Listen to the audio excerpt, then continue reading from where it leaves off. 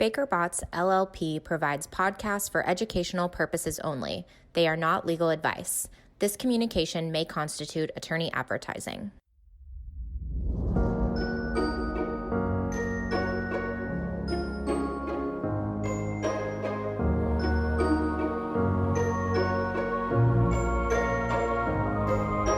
Good morning. Welcome to the Environmental Evolutions Podcast, where we explore the changing landscape of environmental law and policy. This episode is part of our Administration Transition Series and explores what lies ahead for the regulation of coal combustion residuals, often called coal ash, from power plants. I'm Megan Burge, and I'm recording this episode from my closet here in Joshua Tree, California. Like many parents with small or big children, in my case small and loud, my closet has become an auxiliary pandemic office space. And through this podcast, I've learned that it's even more versatile than I thought and can also serve as a sound booth. This episode is part of our Administration Transition Series and explores what lies ahead for the regulation of coal combustion residuals. What is a coal combustion residual? You'll probably recognize it better by its nickname, coal ash. With me today to talk about this topic is Kent Mayo. Ken is a partner at Baker Botts in our environmental group, an all-around great guy, have to say. Before joining Baker Botts, Kent spent more than a decade working in the Environmental and Natural Resources Division of the Department of Justice, enforcing the implementation of environmental regulations. Kent, thank you for coming on the podcast today to talk about CCR. Thanks, Megan. Well, the question is, where should we start? And I think where should we start is with a level set of where we are today, because unlike a lot of the programs that we've talked about to date on the podcast, CCR's regulation is relatively new, meaning there's not as decades of case law and background to really fill us in on. So can you take it from there, giving us a level set? Sure. The CCR rule got its start back in the early 2010s when there was a significant collapse of an impoundment at a Tennessee Valley Authority site in Tennessee that contaminated a significant area of river downstream. And that really was a catalyst towards putting in place regulations on coal ash storage and coal ash handling that was not previously there. There had been a lot of state regulation of these issues, but nothing that was focused entirely on how this particular product or waste was stored and handled. And it really is a significant amount of processed waste that's that's put together every year and stored every year by all of the units that burn coal across the country. So in 2015, EPA issued its first CCR rule, and that was a fairly comprehensive set of regulations that cover both how you store, how you handle, how you keep records, and how you test to make sure that your storage and handling is not causing any problems. Not surprisingly, as with all these rules that I'm sure you talk about on these podcasts, it was quickly challenged. And there was a significant case that made its way through the DC Circuit, ultimately known as the USWAG decision. And the DC Circuit made a ruling on the rule on some particular aspects and decided that there were parts of the rule that they did not feel met the safety requirements that are inherent in RCRA, which is the basis for the CCR rule, and therefore sent it back to EPA on some very specific and very important areas that EPA had to go back to the drawing board on. And that particularly was whether or not the rules that covered when you have to close a coal ash impoundment, which is a very, very large pond filled with water and coal what ash. is it? I think we need a picture there for a pondment. When you're saying large, can you give some perspective? We're talking hundreds to thousands of acres in size, and these are essentially dammed, in many cases, dammed natural indentations that have been filled with literally thousands, hundreds of thousands, millions of tons of ash over time, and have been in storage and water over all those years. And there are many of these around the country. Most of them were developed far in the past, and so they don't have the kinds of liners that you might see in a more recent vintage landfill or recent vintage storage impoundment, because there were no regulations back then. What the DC Circuit said was, if you have a large impoundment like this and it doesn't have a liner, is somewhat inherently unsafe under the RECA rules, and you have to close it faster than was originally required in the rule. We not quickly, because it took a few years, but in 2018. Okay, it's quickly in regulatory time frame. It's kind of like how you talk about dog years being faster than 1 year comparison. In regulatory years, we moved quickly. Yeah, I think that's fair. This ruling came out and it kind of threw the entirety of the coal industry into a tizzy, because there were units that they previously thought were not covered by the rule because they had not shown any indications that there might be contamination from the storage. Well, just to back up real quick, when you're talking about the coal industry, you're not talking about coal mining. You're talking, when you say units, you mean power units, right? Yes. When I say coal industry, I mean coal-fired power industry, and that's a great clarification, because what we're talking about again is the coal ash, not coal or coal residual storage. We're talking about coal ash. So what the original rule said was there were certain safety requirements that you had to meet in order to keep operating. And if you failed to meet certain of those requirements, there would set a deadline, by which you had to go ahead and stop using those impoundments.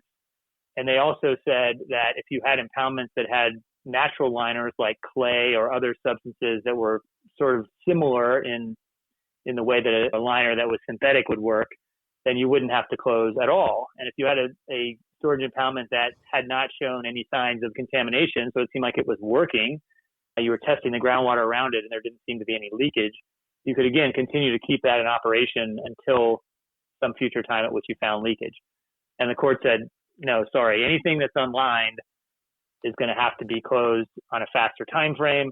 And unlined here means all those natural things you're talking about, those are not liners. That's not a real synthetic liner that we're talking about. Those don't work.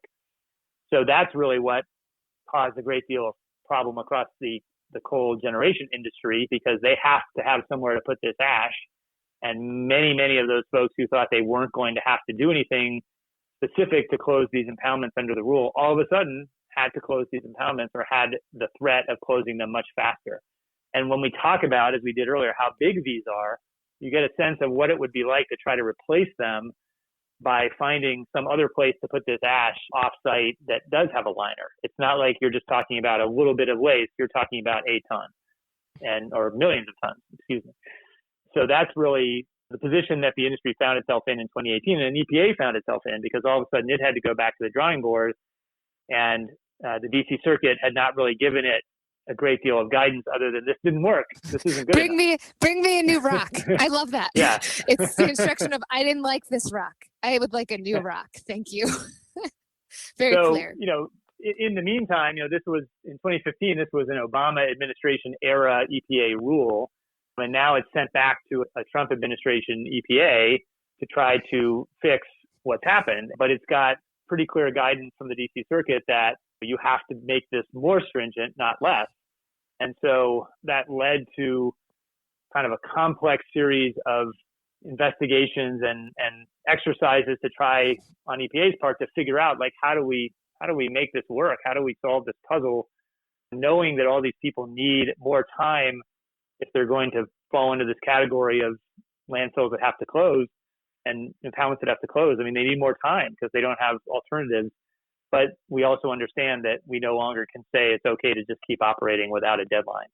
And all of that compounded, of course, as we got later in the game, some issues with the pandemic and how that affected, the ability of people to plan and develop and install capacity and for EPA to undertake its rulemakings and do public notice and all those things you have to do. So, really a challenge. That challenge led to a fairly significant delay between the time of when the USWAG decision came out in 2018 and when we finally got the rules that have really just happened in the last couple of months here at the end of the Trump administration. So I want to talk about those rules, Megan. I don't know if you have other questions on the level set before that. No, I think we've leveled all the listeners out. So they're like, move on. So let's talk about these new rulemakings, and then we'll get into what do they mean and what do our listeners really need to know before we release them from this podcast. We're going to, keep all the practical stuff to the punchline. But what did we recently learn in the rules? Well, so EPA ultimately, after proposing certain rules and taking comment and going back, finally released two separate rules that address these particular impoundment issues that came out of USWAG. It's called a Part A and a Part B rule. Not very complicated until you read them. And then in Part A, you have an issue covered on how do we set a timeline for these units. So what EPA did was, for units that are unlined and don't have any reason not to be able to get out of a default deadline, they have to stop accepting waste into these ponds by April 11th, 2021. So, still about 4 or 5 months out from now. Yeah, but that's right around the corner when you're talking about the magnitude of waste and having to find a place to put it. It's tomorrow. Yeah, that's true. I mean, and I guess on the bright side, as the rulemaking process went on, it became clear, a little bit clearer when these deadlines probably were going to land. And so people did have a little bit of time, post-USWAG to try to understand what they might need to do. But of course, until these rules came out, it was not clear what opportunities there might be for extensions. And that's the other half of this rule was there is an extension opportunity based on one of two things. One, you can either come in and demonstrate to EPA that it's not practical for you to find alternative capacity within the time frame of April 2021. And then the other is you can say we're retiring this unit sometime before the end of 2028. And so we should be able to use the same, kind of setup we have now, since it's going to go, out in a time frame that's in near term. But in both circumstances, the catch is you can't use economic considerations as the driver for why you need alternative capacity. And that's problematic because in many of the circumstances, it is, a very significant economic difference, obviously, to have to find some way to truck this to another facility or open up a new landfill or other place to put this stuff. It's a huge cost, but that alone is not something that EPA says is enough to get you through this demonstration process. So that was the Part A rule. And the application, so this Part A rule comes out in the end of August, and the application for either one of these long-term extensions was due November 30th. So that's a really fleeting period of time. And, EPA put down some guidance in their rulemaking about what had to be in those demonstrations, but we didn't have any go-bys in terms of, what would be acceptable to EPA, specifically.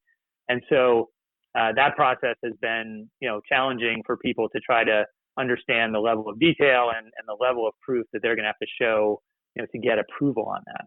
And I'm going to come back, put a pin in that. I'm going to come back to that and how that is affected by the change in administration, because it could very well be significant. Yeah, you think? I'm sensing from the top of the call that this is going to be a 3 administration process. We already talked about Obama, we got Trump, and we're going to move right into Biden before we wrap today. So let's talk about B. Tell us about B. Well, just one statistic before that. So people were able to get this together, and they were able to get applications in, and actually 35 different facilities applied for an extension based on the alternative capacity, and 24 on retirement. So that's a pretty significant number, that are now sitting in EPA's lap. On Part B, the question was, okay, is there a way for us to prove if we have something that we think is better than a synthetic liner? It's rock, it's bedrock. It's something that really keeps anything from leaking. Can we make a showing that that's not the same thing as, just having loose filler? And so EPA came up with a process that said, yes, you can make a demonstration. It has to show that it's every bit as safe, and more so. It's a fairly challenging hurdle to overcome. It affects much fewer number of units because there just aren't that many folks out there who can kind of make this claim. But again, they had to make an initial application November 30th. That Part B rule didn't come out until November 12th. So that was a real quick turnaround.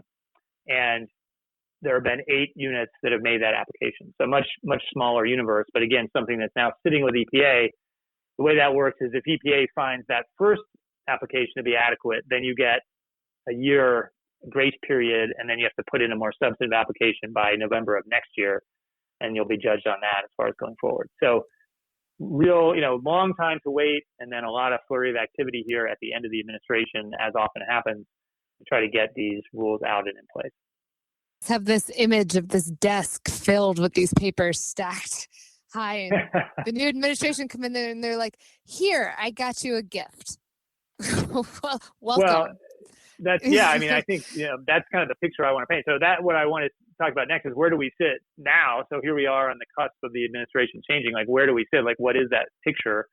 And it is a bunch of full desks. I mean, there are more than 60 applications out there for these two things that are technical, hundreds of pages, have to be vetted and verified. And one of those components of an application for an extension based on alternative capacity or retirement is that you have to be in compliance with the entirety of the rule in order to qualify. So that requires, some investigation on EPA's part to make sure that the other aspects of folks' compliance obligations are being met.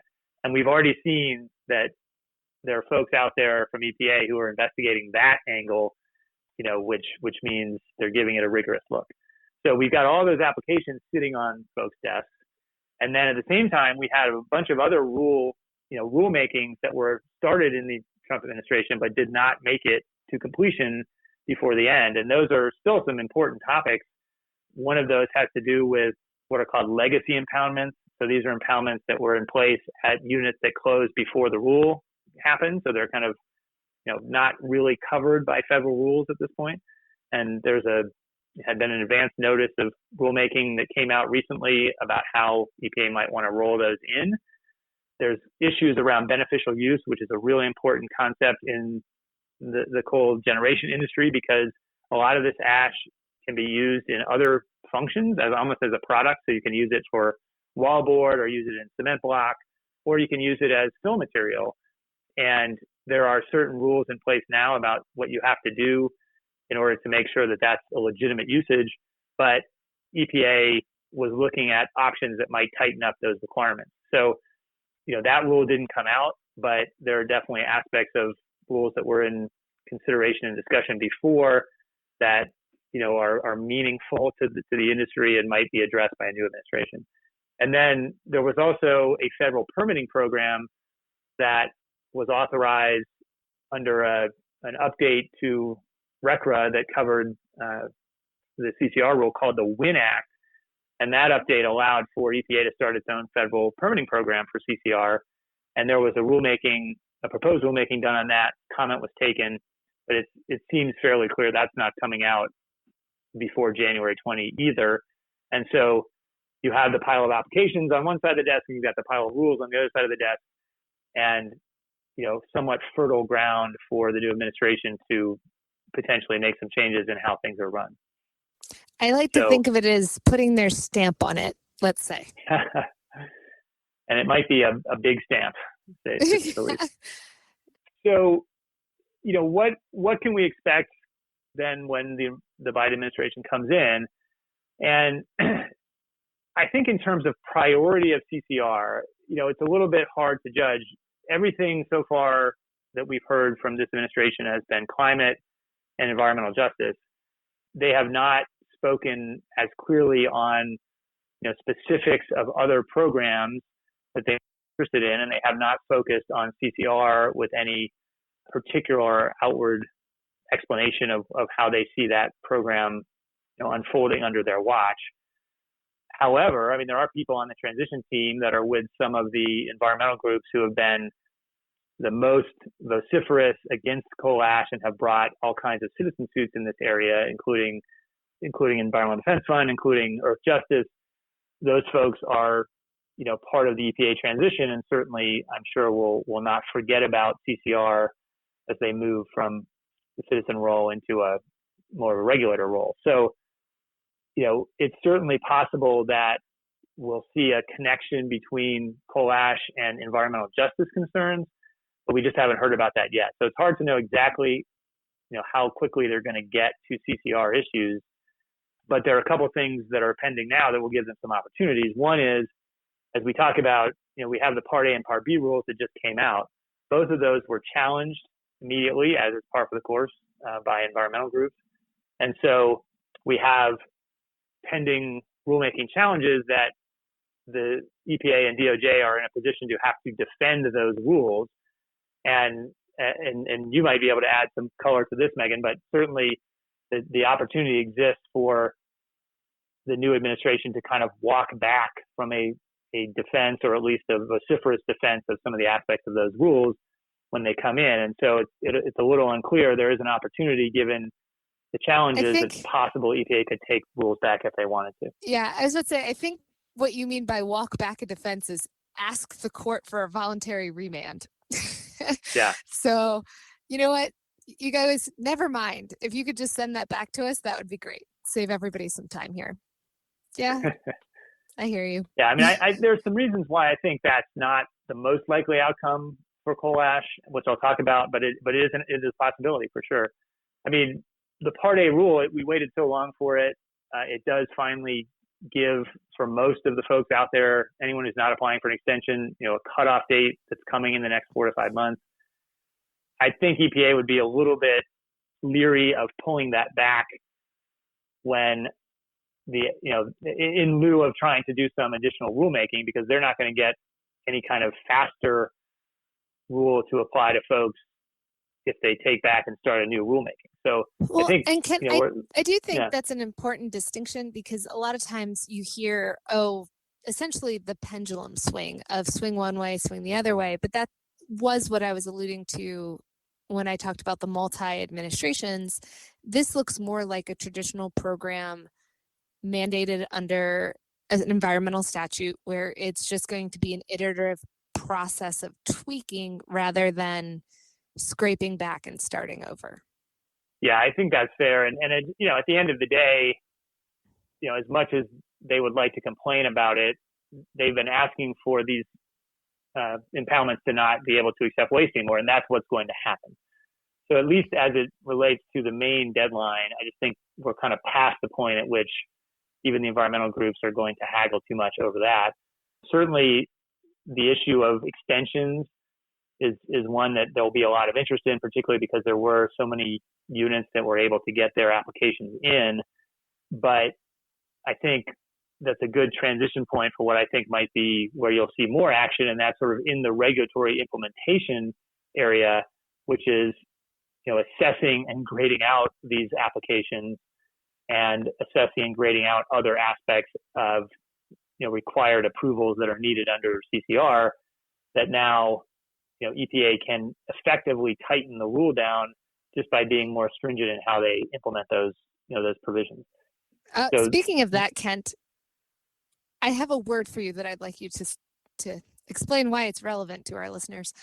Excavation.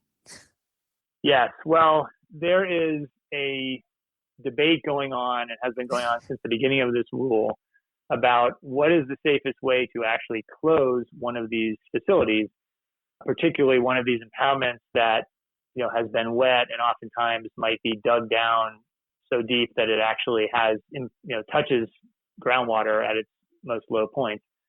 Is it safe to to close that in place, just dry it out, put a cover on it, monitor, but leave all of the CCR there? Or is it better, and should it be required to excavate all of that waste and take it somewhere else where you could have a lined landfill or some other area deemed more safe and protected to ultimately dispose of it? And that goes back to that image of acres and acres, thousands of acres. And when people think about this, again, Kemp, before you continue your very helpful explanation, when you talk about excavation, it sounds good just when you say, I'm going to go put it in a lined place.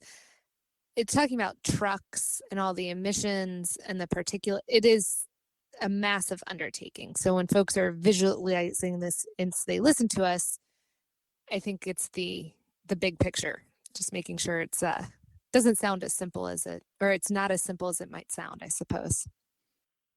No, certainly not. And we're talking about tens of thousands or hundreds of thousands of truckloads of ash that would have to be excavated from some of these biggest facilities. And, that does give you a sense of the scale and how much of an issue that is. And that does create all kinds of secondary concerns and issues that may well overwhelm the concerns associated with closing in place, where, you can put groundwater controls in and groundwater monitoring that gives you a pretty good sense of what's happening around the site. So that's an ongoing debate. Part of what folks have to do when they get to the closure stage under the CCR rules, they've got to put closure plans in place and, choose how they're going to address what they ultimately do with the waste that's there. And there are ways in which EPA can involve itself in that process. To date, they have not taken a very active role in those things, but there are ways potentially, through regulatory approvals, but also even through enforcement, which we'll get to in a sec, where they could come in and challenge, a non-removal plan, a close-in-place plan on safety grounds, and kind of put their thumb on the scale of this debate. So far, it's sort of happened, really without EPA weighing in significantly on it. But this administration could very well, become a player in that, and that could be something that, significantly raises the costs and the concerns around closing these things. So before I took you down this pathway, you had kind of rounded out the regulatory what can we expect component of talking about looking forward to the Biden administration. Is there anything you want to add on that topic? Well, let me go back to one thing, and that's just, EPA, I'm sure, is going to be working hard to get through that stack of applications we talked about looming on their desk. But, you may see a host of regulatory determinations before January 20th that either grant or deny those applications for extensions.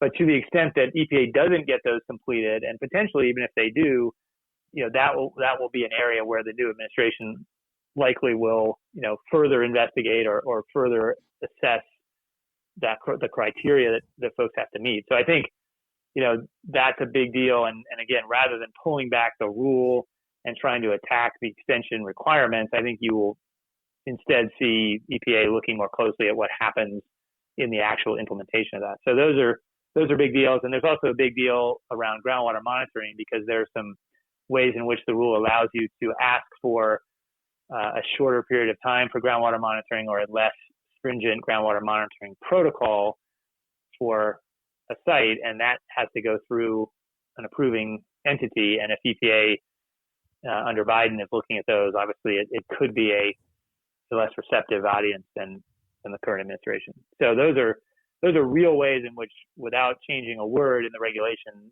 these rules could get tighter. And then the last thing is really enforcement. And enforcement, I was about to say, it's not the last thing. I've been waiting very patiently. Well, oh no way, you're saving the thing that's going to make all the blood pressure rise for everyone to the last. Well, that's right. Point. It's only the last thing because it's such a different, such a transition. Because it's really what I would say is the sleeping giant here. Let me do one last level setting, and that's simply that when this rule started, it was called a self-implementing rule. That is, you basically had to certify to the agency that you had met engineering criteria for doing the various steps that you had taken, and you had to, take this step of putting much of your documentation out in the public on a website so that the agency and everyone else could access it. Then in 2016, something called the WIN Act was passed by Congress, and it made some changes to parts of RCRA. And one of the changes that it made was to allow for EPA to enforce the federal CCR rule. And under the first rule, there was really no enforcement mechanism for EPA to go in and treat it like a normal violation or seek penalties. But the WIN Act made that a component of EPA's power under the CCR rule. And that's a major difference, first of all, but it hasn't really been used. This administration did not use that WIN Act authority for a single enforcement action during the course of, of those subsequent 3 years. So, now you have EPA transitioning, you have a whole bunch of information available to both citizens who are interested in this, but also at EPA, because all this stuff has to be put on websites. You have EPA digging into people's compliance because they have to assess that for their extension applications. So you have this kind of recipe for the administration and EPA enforcement being able to move pretty quickly. So, it's not, even if this doesn't turn out to be sort of a regulatory priority for this incoming administration, there's kind of a ready-made recipe here for the agency to start looking into and moving quickly on potential enforcement issues really fast. And that is unnerving because, again, we haven't seen that before.